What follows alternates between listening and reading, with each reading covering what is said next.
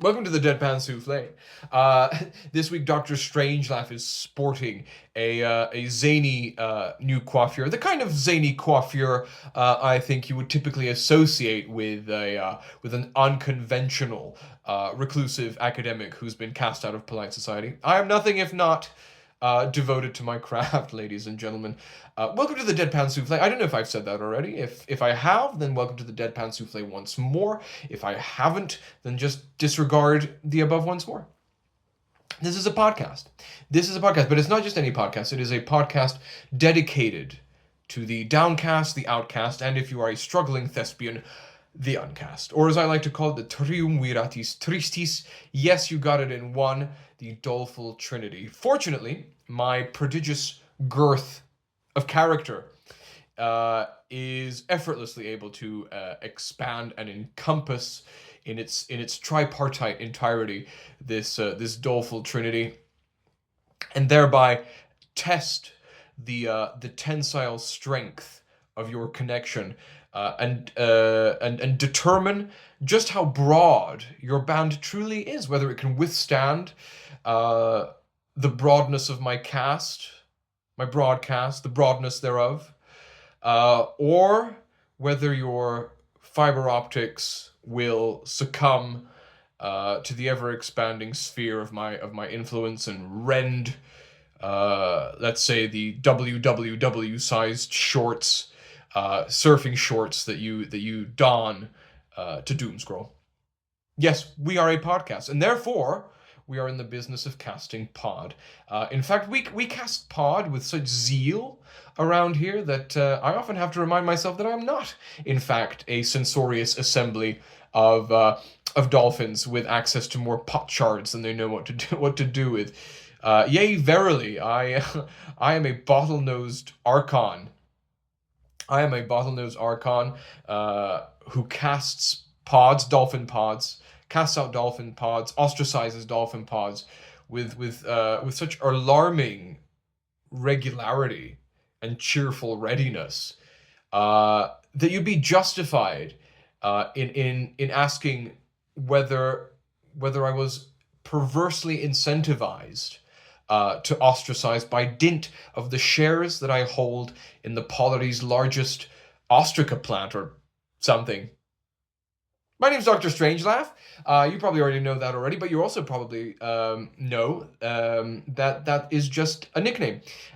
So called because it does leave a nick on the unconscious mind with, I don't know, the freshly stropped mnemonic razor of nominal magnitude. The self-same razor, by the way, that I employ to fragment my true identity for the purposes of entertainer encryption. But quite apart, quite distinct from Occam's razor, because although many laudable attributes have been ascribed to me over the years, parsimony isn't one of them. As ever, we are broadcasting from the Obscuratorium this week, perched precariously atop an eyrie located around halfway to the pinnacle of the geological EKG graph that is the Carpathian Mountain Range. Geological EKG graph because the Carpathians are the heart of Transylvania, beating imperceptibly with tectonic trepidation.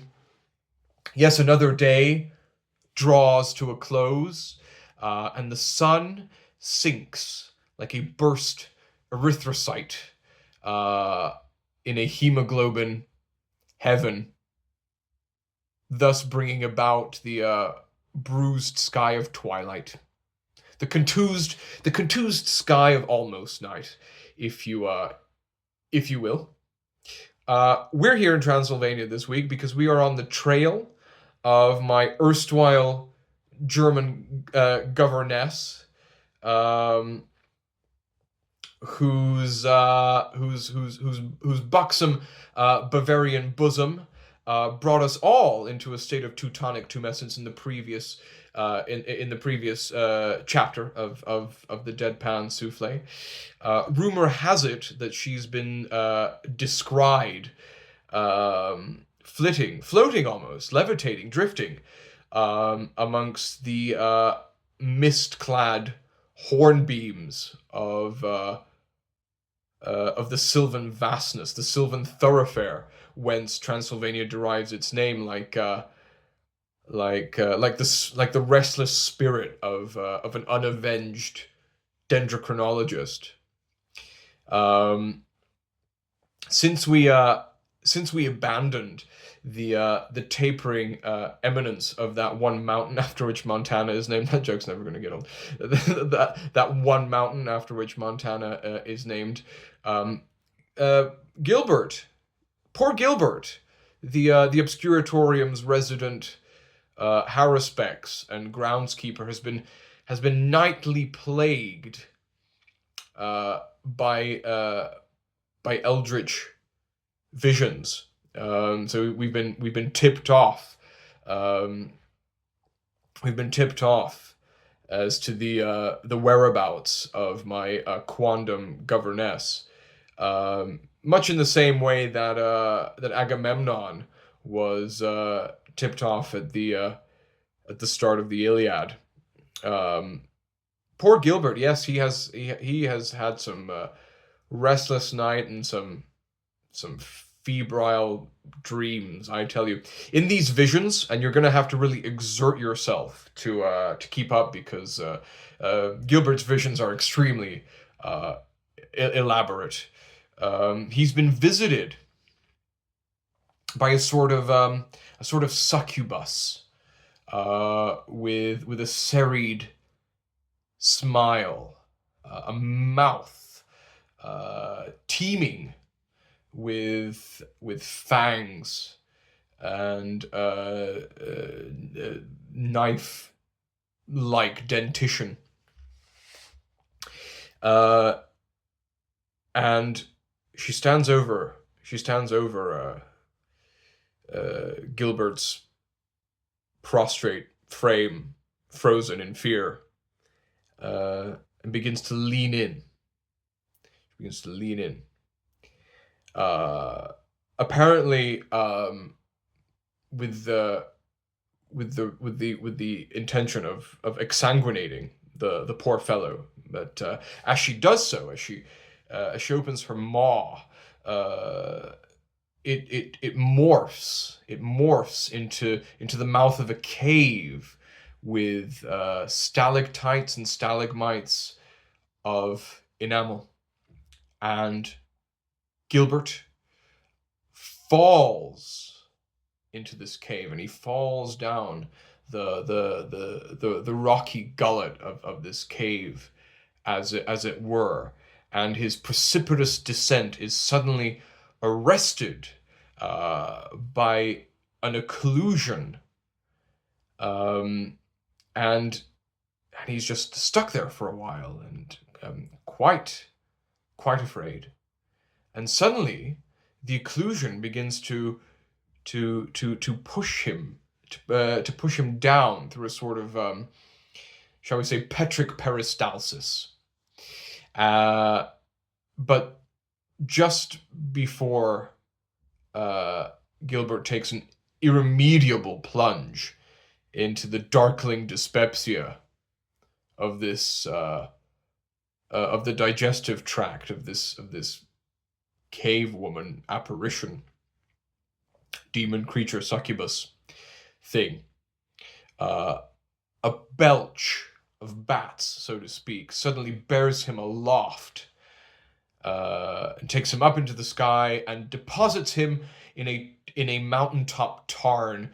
That's Gilbert's word. I had no idea what a tarn was. I had to ask him to elucidate. Apparently, it's just a lake, a mountain lake. But this one, in his vision, was hemorrhaging crimson fluid into these rivulets that were ramifying therefrom, like I don't know, just off the top of my head, like a hemolytic supernova. And poor Gilbert, he is that hapless Haruspex. He is not a strong swimmer. I mean, he struggles to keep his chin above the tide line of the paddling pool at the Obscuratorium, and so he begins to sink. He begins to sink into this viscous carmine ichor, and as he does so, a school of clotting factors gathers around him like ravenous piranha, and they begin to envelop him in a sort of clot cocoon.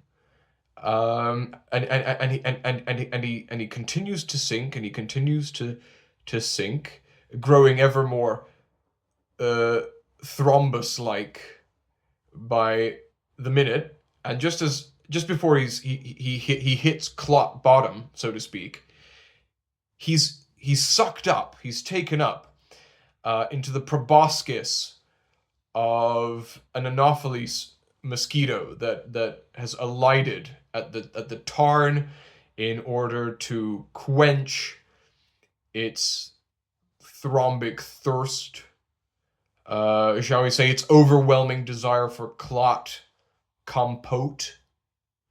And it takes flight. It takes flight with Gilbert in its belly. And fortune teller as he is, as gifted as he is, Gilbert was simply unable, really, I mean, curiously unable, oddly unable to foresee and therefore forfend, and also consequently forget, the foregut of this Anopheles mosquito and his imprisonment therein. Poor guy. It's always been strange to me how somebody who professes prophetic proficiencies really struggles to see the future. Actually, it's Gilbert almost never, when he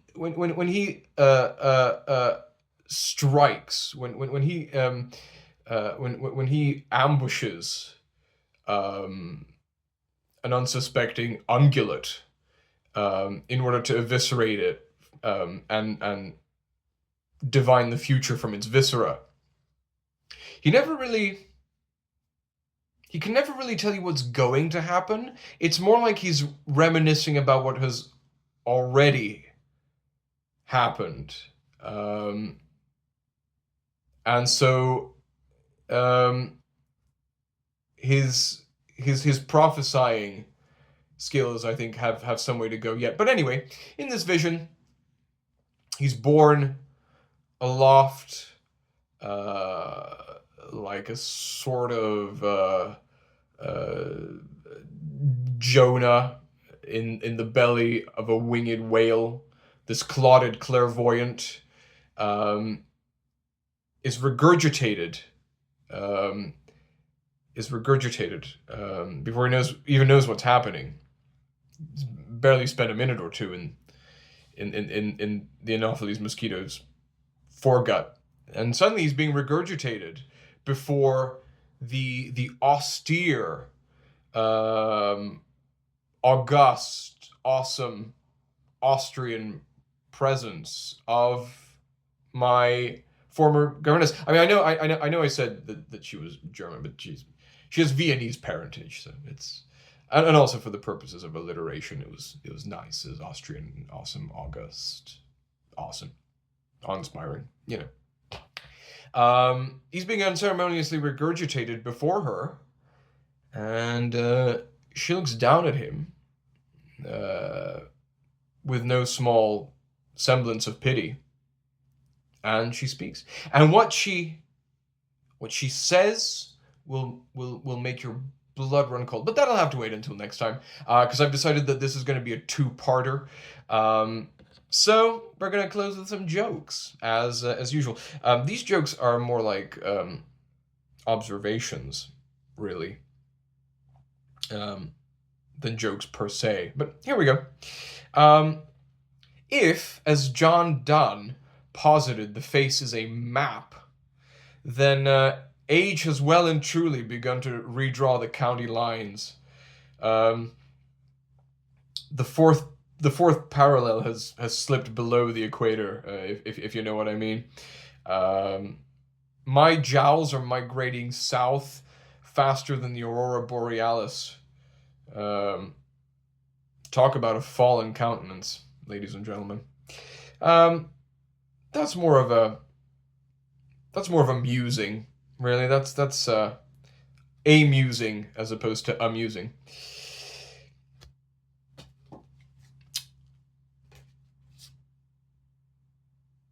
Is there any word in the English language that's ironically less mellifluous than nectar? Again, more of an observation than a joke, really, but it does serve to highlight another quirky irony of coincidental lexicography, that between the stoma of plants, from which nectar is derived, and the stoma to which some lifelong smokers are subjected, and which surely must be congested with nectar. I wonder if Vonda the vampire, if she bit into a neck like that, whether she'd get secondhand nectar. Well, that's a question for the ages. That joke card strummed my violin. That was a nice touch. Here's one. This is my favorite of the week. I enjoyed writing this. Talk about double standards. Oh, sure, I get 90 days in solitary for voyeurism, but the Virgo cluster of galaxies can gravitationally lens the JO5294351 quasar, and the law turns a blind eye. I tell you, if you're big and attractive enough, you can get away with anything in this universe. Ladies and gentlemen, thank you very much for tuning in. That was dense. If blood is thicker than water, that podcast was thicker even than that. It was thicker even than the viscous ichor in which Gilbert was drowning. Poor fellow. Thanks for tuning in as always. Part 2 will come out next week with more blood-borne metaphors and analogies, of course. There's nothing much else to say except I still haven't gotten around to that Substack yet, and my ex is severely underused.